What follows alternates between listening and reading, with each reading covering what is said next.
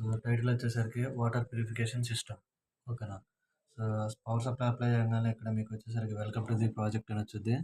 Then అయిపోయిన తర్వాత మీ ప్రాజెక్ట్ టైటిల్ వచ్చింది. సో అయిపోయిన తర్వాత ఇక్కడే వచ్చేసరికి ఏంటంటే ఇది ఐఓటీ బేస్డ్ కాబట్టి need to wait for certain time. If you are getting the waiting for connection then you have to move to the mobile application. If not లేదు అంటే కనుక సో ఇక్కడ వెయిటింగ్ ఫర్ కనెక్షన్ అని వచ్చేదాకా wait చేయండి. ఒకవేళ రాకపోతే కనుక ఒకసారి రీసెట్ బటన్ని ప్రెస్ చేయండి. ఓకేనా.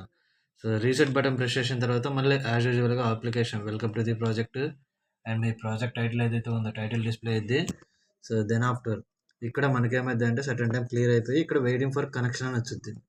సో ఆ వెయిటింగ్ ఫర్ కనెక్షన్ అని వచ్చేదాకా వెయిట్ చేయండి. Once if you are getting the waiting for connection then mobile phone use చేసుకోండి.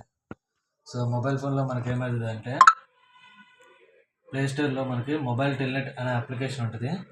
సో ఆల్రెడీ నా దగ్గర ఉంది. సో అందుకని చెప్పేసి యూస్ చేయట్లేదు. ఇది మొబైల్ టెల్నెట్ అనే అప్లికేషన్ ఉంటుంది. సో ఇదైనా యూస్ చేసుకోండి.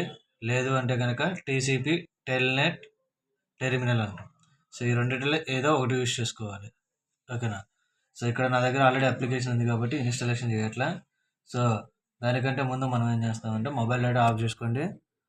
సో వైఫైలోకి వెళ్తే సో మనకి ఈ వైఫై మాడ్యూల్ యొక్క నేమ్ వచ్చేసరికి ఏంటంటే either it may be A tinker అనే ఉంటుంది, లేదు అంటే కనుక ఈఎస్పి అనే నేమ్తో స్టార్ట్ అయింది. ఈఎస్పి అనే నేమ్తో వచ్చిన ఏ డివైస్కి అయినా సరే కనెక్ట్ అవ్వండి. ఓకే.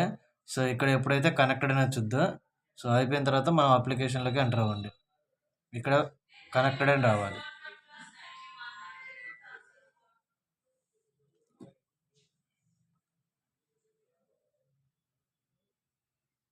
వన్స్ గెటింగ్ చేసుకుంటే కనుక అప్లికేషన్లోకి వెళ్తే మనకి డైరెక్ట్గా ఇక్కడ ఫస్ట్ టైం అయితే మాత్రం మీరు సెట్టింగ్స్లో ఇక్కడ ఐపీ అడ్రస్ ఎంటర్ చేయాలి.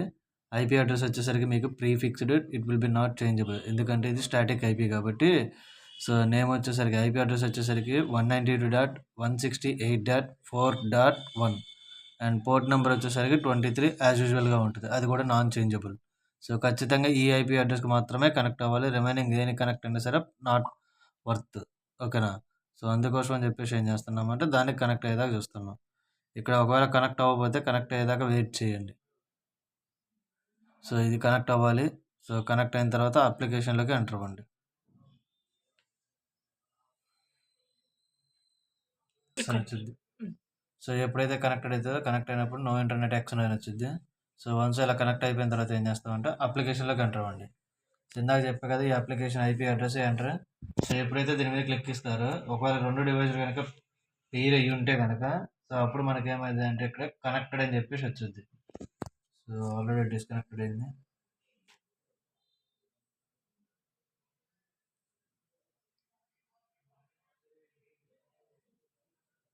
అయితే కనెక్ట్ చేసుకుంటాము. సో కనెక్ట్ చేసుకున్నప్పుడు ఈ ఐపీ అడ్రస్లో దేనికో దానికి ఎంటర్ అవ్వాలి. 192.168.4.123. సో దానికి కనెక్ట్ అవుతున్నా. వన్స్ కనెక్ట్ అయితే కనుక కనెక్టెడ్ అని చెప్పేసి వచ్చింది. అండ్ అయిపోయిన తర్వాత ఇక్కడ మనకి వాల్యూస్ చూపించింది. ఓకేనా. సేమ్ అదే డేటా మనకి త్రూ ఐఓటీ ద్వారా సో ఇందులో మనం మానిటరింగ్ చేసుకుంటూ ఉంటాం ఫోన్లో. యాజ్ యూజువల్గా ఫోన్లో కంటిన్యూస్గా డేటా మానిటరింగ్ అయితే అండ్ ఎల్సిడీలో డిస్ప్లే అవుతూ ఉంటుంది. యాక్చువల్గా ఇక్కడ మనకి 7 ఎందుకు ఇచ్చామంటే ఆల్రెడీ మనం ఏం చేసామంటే వాటర్లో డిప్ చేసాం. సో ఈ డిప్ చేసినప్పుడు ఏంటంటే ఇది మనకి ప్యూర్ వాటర్ కాబట్టి సంథింగ్ రిలేటబుల్ కాబట్టి 7.12 అందంటే మనకి పర్ఫెక్ట్ కాబట్టి సో ఎందుకని చెప్పేసి అది చూపిస్తుంది. అండ్ ఇది వచ్చేసరికి normal temperature, light intensity. So value అనేది వేరీ అవుతూ ఉంటుంది చిన్నగా. సో ప్రతి దానికి ఒక 4 సెకండ్స్కి ఒకసారి డేటా అనేది అప్డేట్ అవుతూ ఉంటుంది.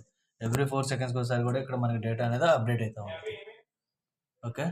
సో ఇలా యూజ్ చేసుకొని మనం ఆపరేషన్ అనేది పర్ఫార్మింగ్ చేసుకుంటూ ఉంటాం.